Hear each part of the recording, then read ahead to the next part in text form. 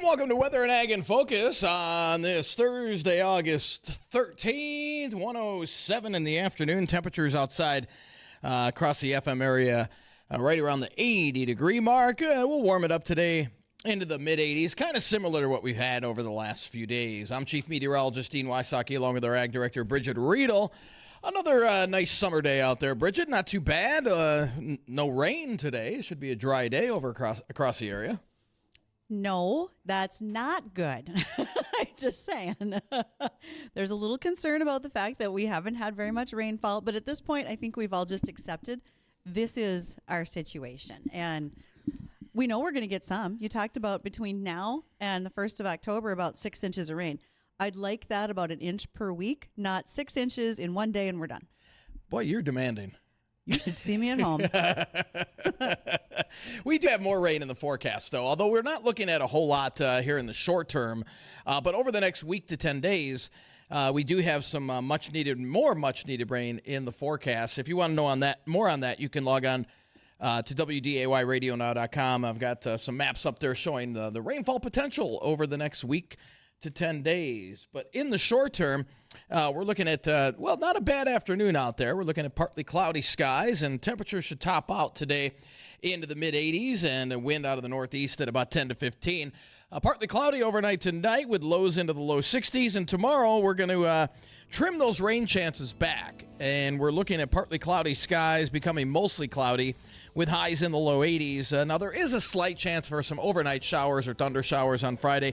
We could get a little batch in the morning, a few sprinkles, and then partly cloudy in the afternoon. Partly to mostly cloudy, I should say, in the afternoon. And then some overnight showers or storms possible Friday night into early Saturday morning. But the coverage on that mostly is going to be northwest, northwest of the valley, the way it looks right now. That will lead to a halfway decent weekend in terms of temperatures, with low 80s on Saturday and low to mid 80s on Sunday, with more sun on Sunday. And then we've got a few chances for rain next week. It looks like Monday, Wednesday, and Thursday of next week, we stand a chance for some additional rainfall. And it looks like over the next 10 days, we're looking at probably a half inch to an inch and a quarter across much of the area. So that's better news in terms of rainfall. But and there will be some of those pockets of heavier rain underneath any individual thunderstorms. I'll give you one example. For Grand Forks, one of our models had about a half inch, one had about an inch, and one had 2.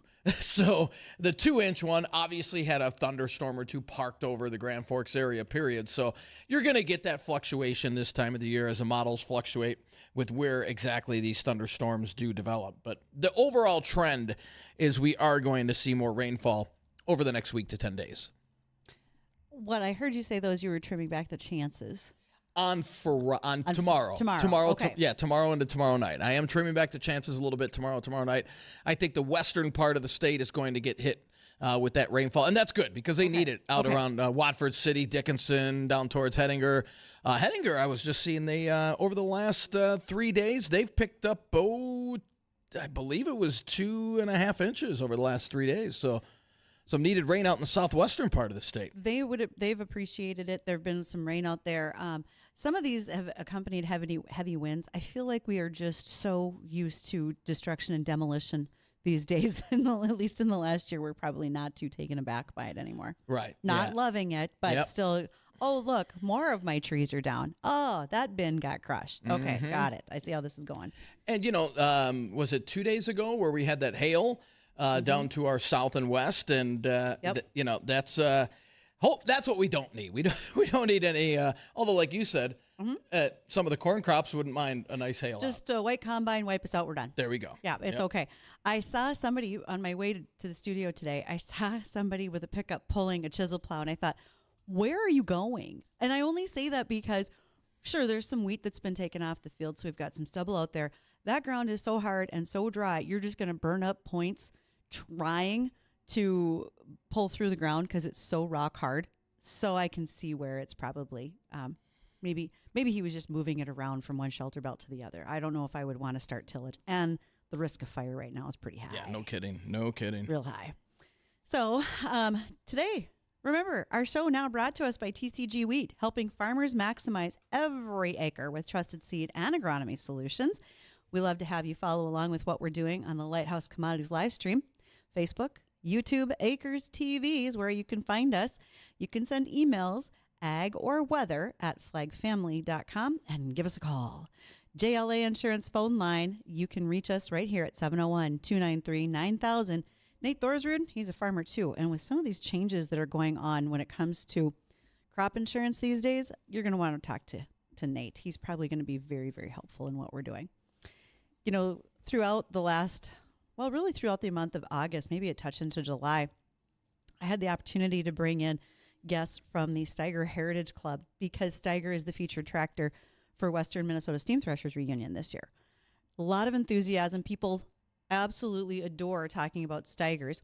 So 2 pieces of information. One is that through that discussion, I seem to have landed some free passes for the Western Minnesota Steam Threshers reunion on my desk. All right. So we will be giving those away over the next couple of weeks. We've got more folks to come to join the show and talk, and especially on Steiger Day, you might say, we'll be giving away some of those tickets. Then, after the show ended, we had questions, and I didn't have the answer for it, so I reached out to the folks at the Steiger Heritage Club, and here was my question that was sent by a listener, followed by what they think was the answer. The question was, how did the names of the Panther, the Bearcat, and the Cougar get chosen as the tractor lineup, right? Sometimes you get a model, like Ford has an Escort, a Bronco. Right. But Steiger had the Panther, the Bearcat, and the Cougar. Now, I'm going to include our guests who are in studio already at the Degenerative Agriculture Podcast today. Andrew and Christopher are joining us. Before I give the answer, and we're not even sure if this is the official reason, what they gave me, what would any of the 3 of you like to guess? How did they come up with any of those names for those tractors? I got an idea for the Cougar, but I'll wait and see what these guys That said. wasn't a thing when they started these in the 60s. All right, well, all right, then my guess is out the door. Yeah, she's not here. Okay. Any guys, Andrew, Christopher? Would it have anything to do with the fact that they use cat engines, so they cat-themed their tractors? That is one potential suggestion. Christopher? I really have no idea. You guys? No idea. Maybe I shouldn't say anything so that you can use this as a topic on your podcast coming up. There we go. There we go. Okay, so here's what one of the suggestions, I got about 3 different answers. One was that cat engines were absolutely a part of it, so the cat kind of came with it. The other is that the scuttlebutt in the factory was the cat names were inspired by the German tanks of World War II because Steiger's a German name, and they thought maybe also because their proximity when they were doing the barn series, they were still building on the farm, their proximity to Thief River Falls, Minnesota, where Arctic Cat was built, they may have taken a play off of the theme that was up there. The other answer that I got, got to switch emails here so I can get to the other one that I was sent, had to do with, there it is. While they were being built on the farm and before Les Melro of Melro Equipment down at Gwinner of Bobcat got involved, the Steigers were developing their prototype. Did have a cat engine in it. It was about the time the tractor business was getting ready to move to Fargo from the farm. And one of the cousins says he remembers the guy sitting around the shop joking about this unique tractor with the cat engine, calling a prototype a Wildcat. This was even before they were affiliated with the same company with Bobcat. The Wildcat on that prototype stuck. And from there, they continued to build off of that, and that's how they went to the Tiger and some others. Because the Tiger, the 2250, that became the Tiger. If I go through here, I can find details. That prototype, the 1350, became the Wildcat, etc. Now, Bridgette, Edison got in my ear, and he said he has his own theory about how these were named. Would you like to pipe in there, Edison? Please. Oh, and please tell them the same thing you told me. The look on his face says he's not going to. Come on. Come on. Okay, Let's hear it. I'll give everyone credit. Everyone else's guesses, they were much better than mine. No. I was just assuming they were getting the cat names based on whatever type of cat they had just previously ran over in the last tractor. How did that panther get to Minnesota? The world will never know. Right. Zoo escapee. Well, we don't know the official answer. We have several theories in regards to that, but it doesn't matter what you think it is. That means you still want to go to see all those Steiger tractors lined up at the Western Minnesota Steam Threshers reunion over Labor Day weekend in Rolog. You also want to hang on, because when we start visiting with the guys from the Degenerative Agriculture Podcast, and they look very nervous. They look like this is worse than them recording their podcast, which they usually do in a bar. So I feel like the setting isn't quite right. We've got beer in the fridge. I can bring some out for these guys. I mean, if I could go get you can drink in water. We'll get you something much better than that. Yeah. Will that relax you guys? No. My answer is different. I wouldn't say no. Oh, so apparently Andrew's driving because he said no. Yeah. Yeah. Okay. So you're the one who has to be good. Okay. When we return from the Livestock Report brought to us by the American Ag Network, we'll visit with the Degenerative Ag Podcast.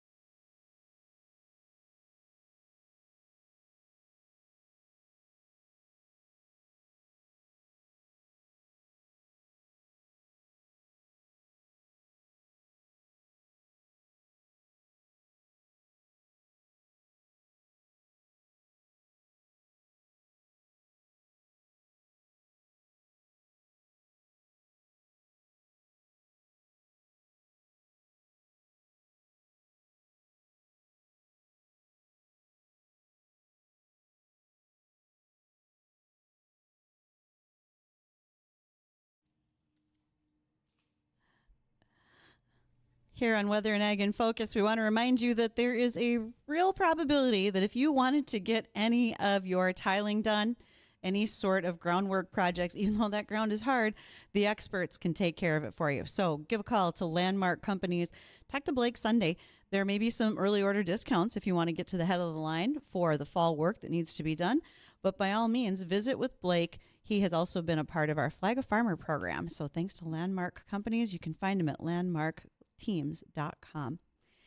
In studio, we get to talk about a podcast today. And I like highlighting a lot of the other things that go on creatively within ag. Some days we are talking about herbicides. We have talked about grain markets. soil conditions, equipment, and such. And we kind of roll that all into one today because we have the Degenerative Ag Podcast right here in studio. So Andrew and Christopher took the time to come down from the home county and join us. So let's see. Christopher, do you want to start? You want to tell us a little bit about yourself? And we're missing 2 of your members. So you and pick the other guy you want to talk about, and then Andrew gets to do the same. Sure. So I grew up in the Red River Valley, been around agriculture all my life, like a lot of other people have been in this area. Got a little bit of knowledge in a lot of different places, not a lot of knowledge in one specific place, I guess. That's better to have that, isn't it? Well, I think so. Some people say so, but yeah, I'll go with that. Right. I'll take that as a compliment. Yeah, thank you. I work in agriculture. I work with potatoes mostly. I've worked for a row crop farmer as well in the past, and then custom applicator as well in the past. We are missing 2 of our other podcasters today.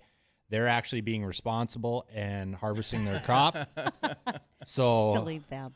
Trevor, he's got a handful of quarters of wheat left to combine, and he saw that there's rain in the forecast, so he said, I better skip out today and get stuff done. Go figure. But he farms wheat, edible beans, and sugar beets. So And you guys are all up in the Buxton Reynolds neighborhood. yes. Okay. Yep. Got it. Yep. Okay. So, Andrew, how about yourself? Give us some background, and then we got to talk about Lucas. He's not here. Well, I'm Andrew. I'm actually Christopher's brother, so that explains. I guess we kind of grew up together. Yeah. In the Grand Forks County area. High school and college, I worked for farmers as kind of side jobs.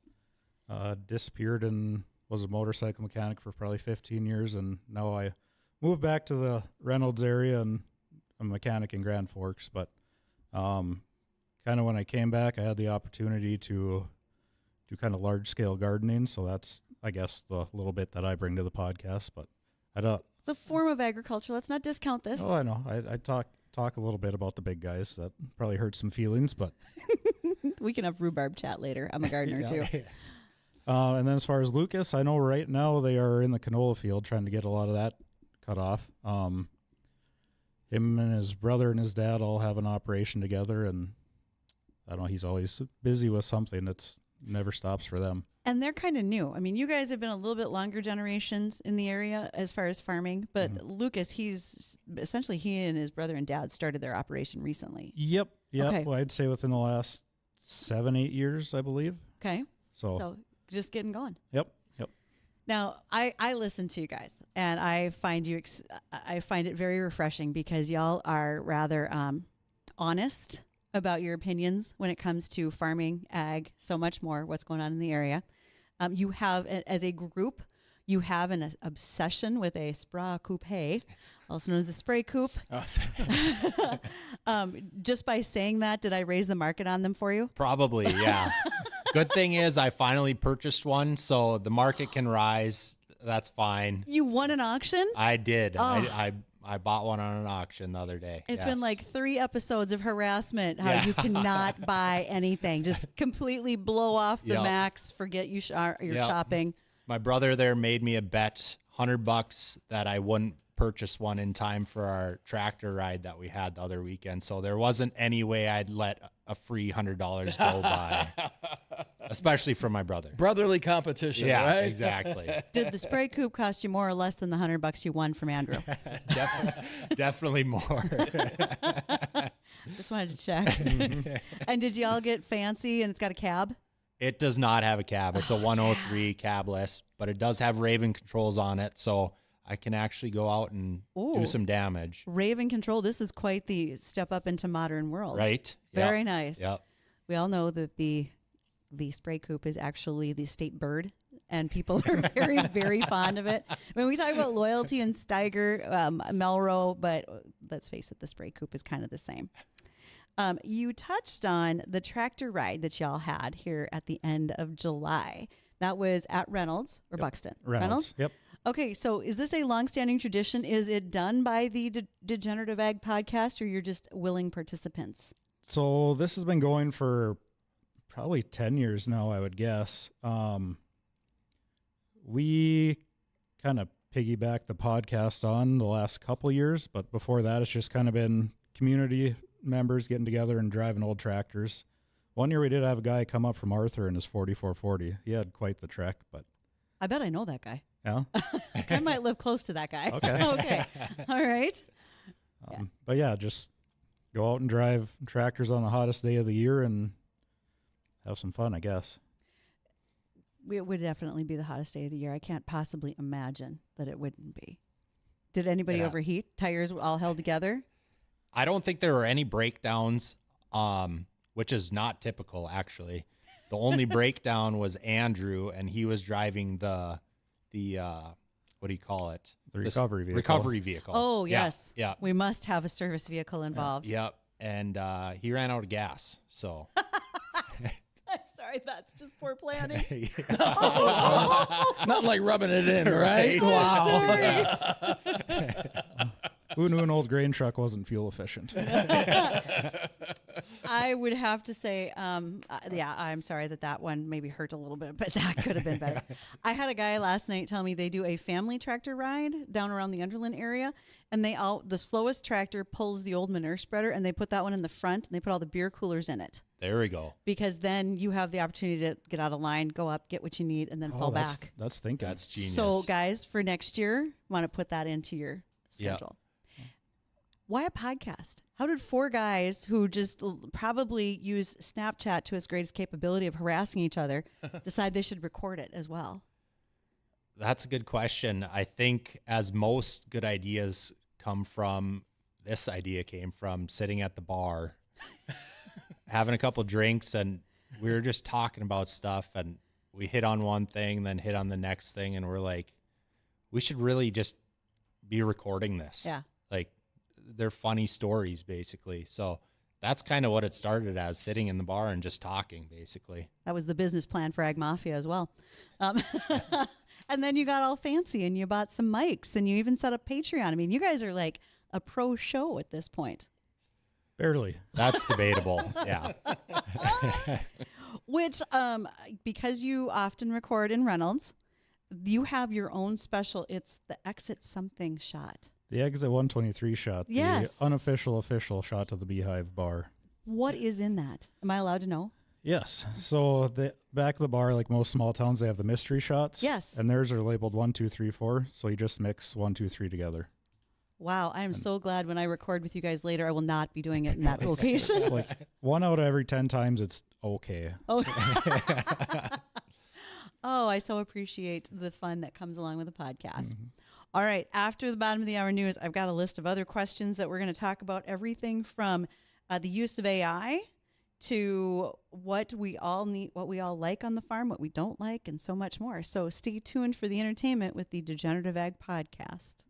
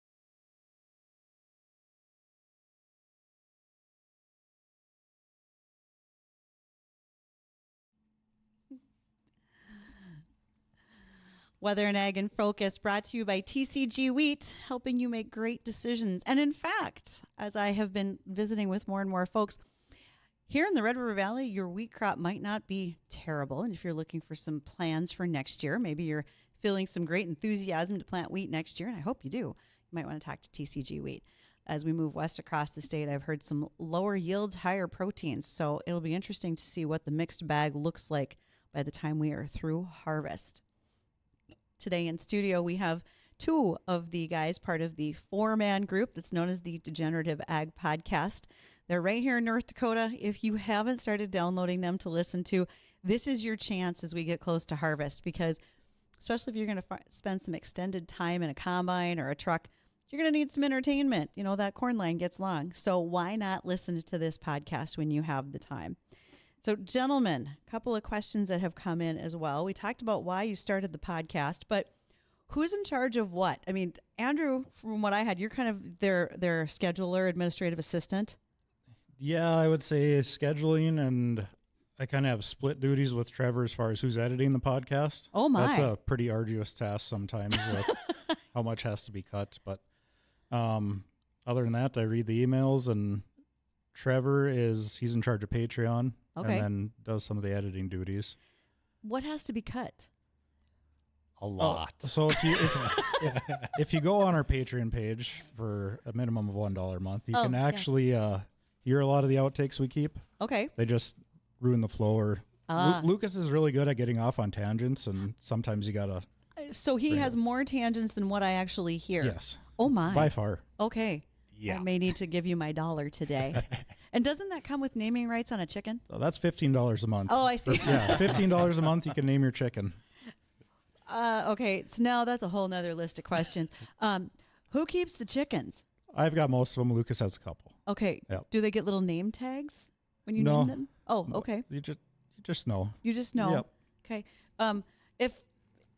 Do they get butchered later and you actually get them at home in your freezer for the $15 a month? We haven't decided that yet. I guess if somebody wanted to ask for it, I'd be happy to give it over. It'd be less feed to give them, but. Will it be delivered frozen and in a vacuum sealed bag if I make this decision? Yeah. I got a vacuum sealer, I guess. That's Okay. not a All right. problem. So butchered chickens can be a part of the whole deal. I love that you both nod. You're like, we're not really agreeing, but we'll nod to that. It's all on him. I'm not doing any of the work. It's all on him. And each one of you has gardens or fruit trees or something that is going on. And was that always a lifelong passion to do, or you're like, well, no, I just got to, get one up on the guy who raises more garlic than me? Well, nobody raises more garlic than me, but. That is true. I don't know. I think it's just any rural town. You grow up, your parents have a garden and all that. And I guess when I got the chance to move back and had the land, you might as well. Yep, might as well. I think I don't do a lot, but it's nice to be able to grab something out of the backyard quick, whatever, have a little snack. And as I've gotten older, I've just kind of added it to a hobby type of thing. So what's the most unique thing that you think you raise in your gardens or in your fruit tree orchards? Well, I don't do too much, and it's probably not unique because I feel like just about everyone in North Dakota has it, but rhubarb. Oh, I am a rhubarb advocate. I'm right there with you. Yeah. Yes. I love rhubarb. I made my first banana bread last Friday, I believe, and realized I didn't have enough bananas.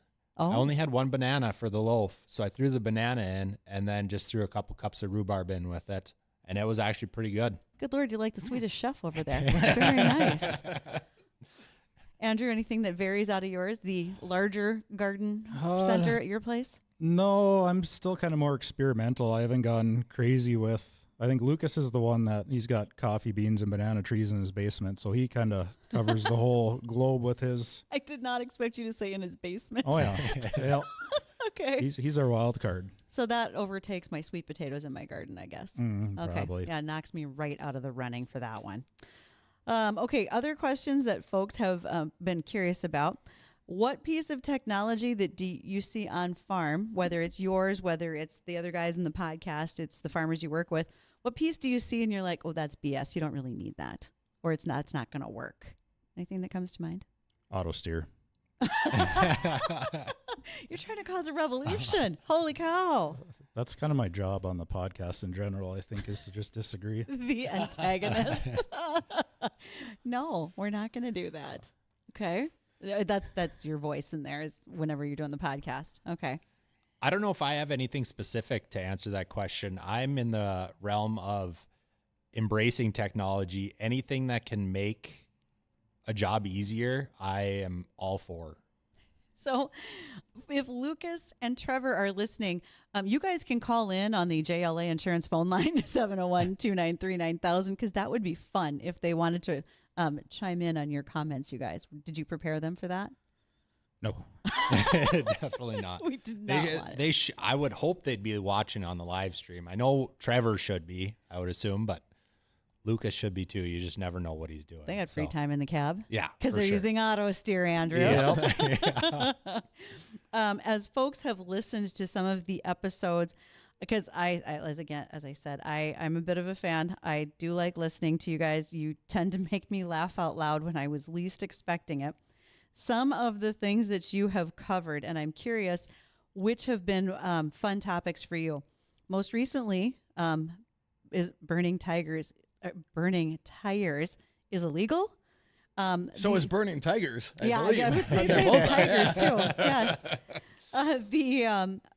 You guys did instead of fantasy football, you did fantasy farming, where we had to draw their piece of equipment.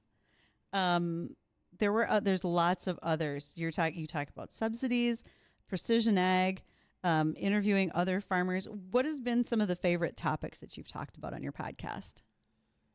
Just recently, the great farm draft that we did, that episode was fun. We had a little bit of technical difficulties halfway through the episode with recording, so the quality isn't great halfway through, but it was a lot of fun. We each picked a couple tractors, a couple combines, a couple sprayers, etc., and then we pulled them all together, and then we had a draft and made our own farms out of it. It was a lot more fun than everyone had originally thought it was going to be.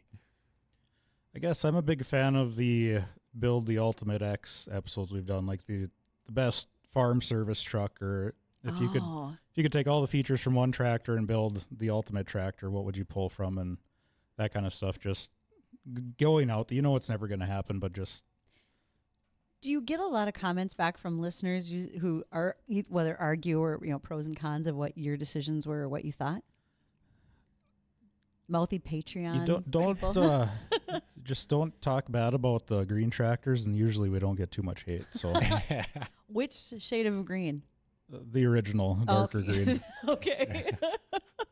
There's some very big loyalists to that particular brand. The other two that are not here are pretty green people. Pretty staunch. Yeah. Earlier, I heard you make mention of AI. And I know that there is a lot of laughter about, well, I don't know, Trevor just got that off of AI. He's just reading it from ChatGPT, et cetera. Do you use it very much in what you do, whether it's on the podcast or in your operations? I use it a lot I do use it at work just to get ideas, whatever. Even when you just Google something, it comes up with AI prompt now. So I think that is handy. As far as the podcast, I use it a ton, and specifically my brother here gives me crap because he says he can tell it's ChatGPT, whatever. So I don't know. That's my quick way of doing research. Otherwise, I don't know enough about some things. So I guess I'm the grumpy old man on the podcast, so I refuse to use it as much as possible. Some would call that voice of reason. Or stuck in my ways. I don't know. One of those, but get off my lawn. One day. We'll get there one day. That's the ultimate retirement goal. But I don't know. It has its points, but I think it's a crutch in a lot of ways too. So we don't have to just park our brains in AI. We can do more things.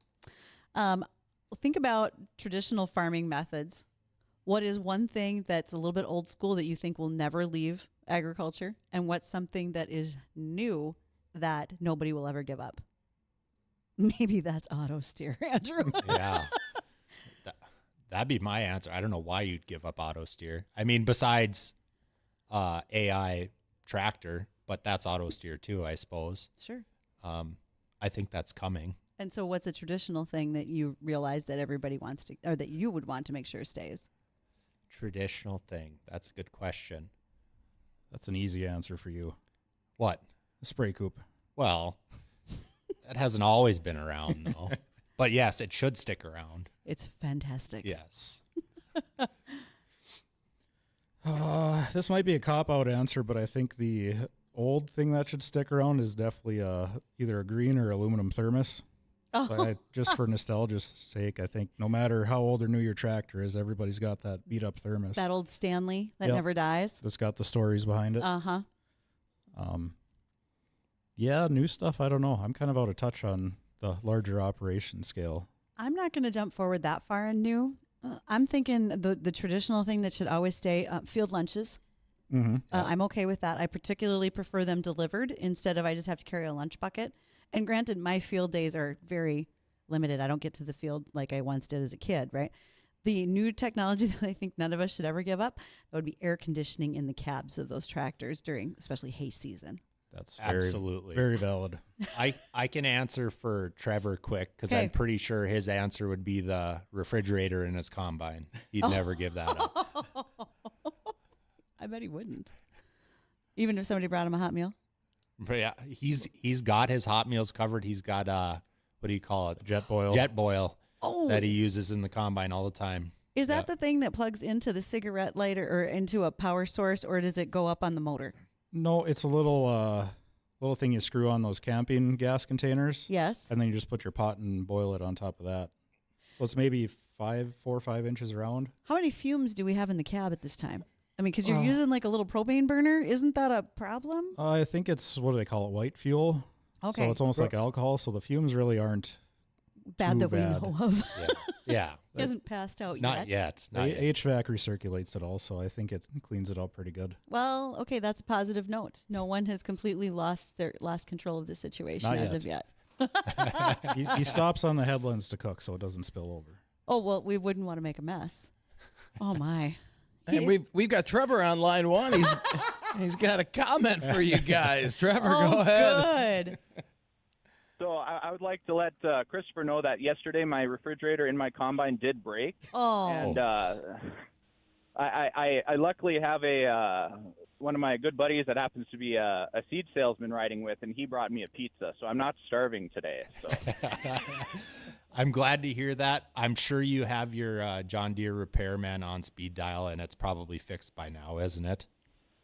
not yet. No, waiting on parts. Man.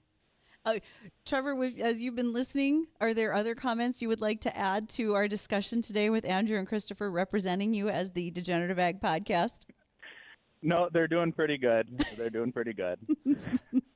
Notice he didn't say very good. He just said pretty good. Yeah, just average. Yeah. Yeah. Pretty good's a high compliment from a Norwegian, so Whoa, all right. I look forward to the critique of this later when you guys all get together. That'll be worth my time, too. Gentlemen, and Trevor on the phone as well, thanks for joining us today. Just bringing a little bit of fun, talking about your podcast. Where can people find you to listen to you? So anywhere you download Spotify, Apple, they have that. You just look up the Degenerative Agriculture Podcast and it'll pop up. The Patreon's under Degenerative Ag. It's pretty easy to find us. Can't guarantee you'll like it, but it's worth a shot, I suppose. And you'll happily take their $1 to $15 at Patreon. Yeah. Yeah. I mean, I don't think that's wrong. Absolutely. it's a good year for crops. You might as well get rid of some of that money. I'll quit there. Thanks, guys. Appreciate it. When we come back, we're going to have a recap on the weather, let you know our rain chances as we head into the weekend. All of that and more when we come back.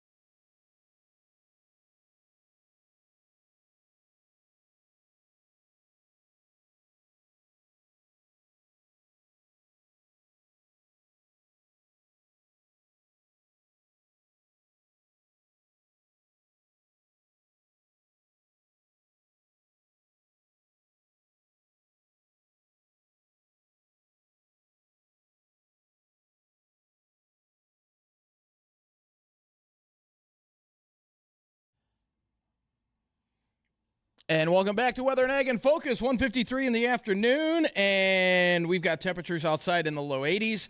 We're going to make it up to about 85 today under partly cloudy skies and northeast winds about 10 to 15. And tonight, partly cloudy, 63. I'm lowering the rain chances for the upcoming weekend, or at least for Friday night. So that's good news. I know we've got a big 38 special concert out at the Lights. We've got a big festival going on at the Elks. There's a lot of stuff going on this weekend, and looks like Friday night I'm lowering this chance to about a 30% chance, and I might even take it down from there. We'll see how that pans out, but there will be more cloud cover on Friday with highs in the low 80s, and then low 80s on Saturday, and the best day of the weekend looks to be Sunday with temperatures into the mid 80s. And this weather this hour has been brought to you by the Hot Tub and Sauna Store. Discover the wellness you deserve at the Hot Tub and Sauna Store in West Fargo. Sink into a brand new Caldera Spa. Hot tubs built for pure comfort, super efficient energy use, and this is one of the best parts, easy saltwater maintenance. Imagine coming home to that every night and just soaking in and taking out all your troubles. And for more health benefits, step into a Finley-O sauna so you can train, detox, and truly relax right at home. The Hot Tub and Sauna Store. Stop by today right next to Costco in West Fargo. And I do believe we have a caller on line one, Bridgette. I believe Kevin is here. Kevin, what's going on, man? I can't get over the gravity thing. The 7 seconds of lost gravity yesterday. I just got to my phone. It's been floating around at the top of my garage with me. Anyway. Why does this sound like a scene out of Mary Poppins? Yeah, okay, here's the thing. If there was no gravity, we'd explode from the inside out. I mean, that's why they have pressurized spacesuits. If there was no rotation of the Earth, we'd crunch like a empty aluminum pop can down in the Mariana Trench. Suddenly I feel the need for a chiropractor. Anyway, I won't get over that one for a while, guys, so thanks. Okay. Well, glad you got your Kevin. phone. Glad you got your phone, Kevin. He said that like a pop can. I'm like, I think I need a chiropractor. My back hurts now. So the couple of the guys from the Degenerative Ag Podcast have stuck around. You guys do not have livestock in any of the operations that are the members of your podcast, right? Nobody? Okay. So let's talk just a little bit about this. We know that beef has been in the market so heavily as of late due to beef prices high at the grocery store, but also high when you think about what's happening for producers, or at least higher than what it's been lately for those guys who are ranching. Variety meats. There's a new term for you. Liver, heart, tongue, kidneys, tripe, and more. Are these things that any of you have tried? You seem adventurous. That's right up my alley. Oh, we got to turn his mic on if we can. There we go. So that's right up my alley. I think they've been underrepresented in the market from the get-go. So this is a regular dinner time feast for you? If you can find it. Oh. I mean, that's half the battle is finding it anymore. But okay. Some solid recipes for tongue? I haven't done tongue. Heart's Okay. always good. Tripe's good. Okay. Hispanics are excellent at tripe handling, so. Absolutely. You're one of the few people who would say that. Christopher, my rhubarb friend? I haven't, I've done a little bit of exploring into that, but I'm pretty much always open to trying something. So I'd be game to try pretty much any of that. Well, most of it's going overseas because we don't have a real appetite, pun intended, here in the U.S. for any of this. Tongue exports alone accounted for more than $15 per head. Tripe and liver also account for some of that. In fact, some of the countries that are participating so heavily in our beef export, Japan likes beef tongue, as you mentioned, also Mexico and a lot of the Hispanic cultures. Japan and Korea want the thinly sliced short plate for tabletop grilling and beef bowls. Egypt has a market for livers. They can have all the liver my mom tried to feed me as a kid. I mean, the woman, I didn't know until I got to college that you didn't have to overcook beef to the nth degree. And liver, that didn't help. In fact, I'll ship my share of liver and some extra ketchup to Egypt. They can have that. And also one of the emerging markets for us, United Kingdom, as well as Saudi Arabia and Africa. Lots more beef being consumed in those places. All right. Well, that will do it for today's edition of Weather and Ag in Focus. Thank you guys for coming on in. We appreciate it. Don't go anywhere, though. The Jay Thomas Show, that's coming up next.